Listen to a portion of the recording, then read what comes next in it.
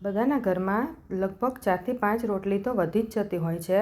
તો આજે આપણે વધેલી રોટલીમાંથી ખૂબ સરસ એવા રોટી નૂડલ્સ બનાવશું। આ નાસ્તો ખૂબ ટેસ્ટી પણ લાગે છે અને બાળકોને પસંદ પણ આવે છે। તો અહીંયા મેં આ રીતે 4 થી 5 રોટલી લઈ લીધી છે। રોટલીને આપણે કટ કરી લેવાની છે। તો આપણે પહેલાં તેને આ રીતે રોલ કરી લઈશું। આ રીતે આપણે રોટલી કટ કરીશું તો એકદમ તેનો શેપ નૂડલ્સ જેવો જ લાગશે, કારણ કે તે એકદમ પતલી પતલી અને લાંબી લાંબી થશે।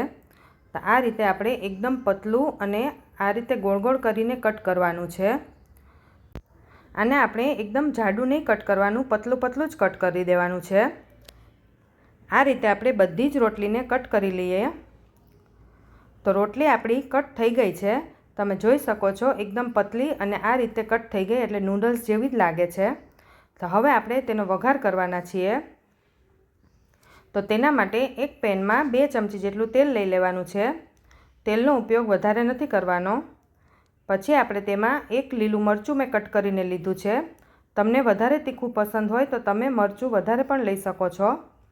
પછી કેપ્સિકમ, ગાજર અને ટામેટાને આ રીતે પતલા અને લાંબા કટ કરી લેવાના છે।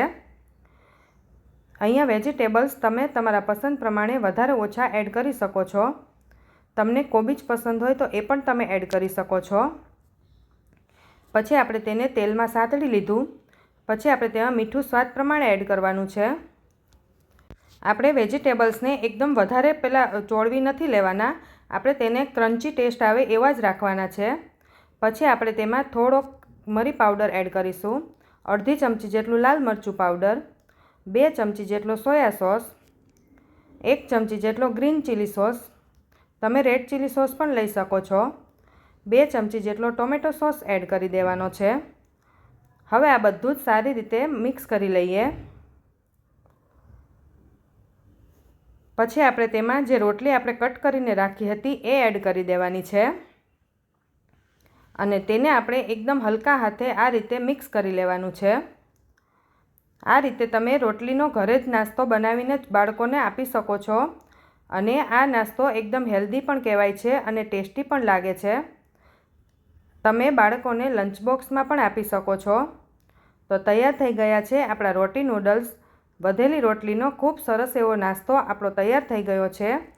તો હવે આપણે તેને એક પ્લેટમાં લઈ લઈએ। આ નાસ્તો ગરમ ગરમ ખૂબ જ સરસ લાગે છે અને બાળકોને ખૂબ જ પસંદ આવે છે।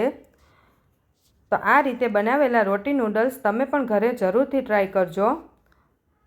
તમને મારો વિડીયો ગમ્યો હોય તો લાઇક, શેર અને સબસ્ક્રાઈબ કરવાનું ન ભૂલતા।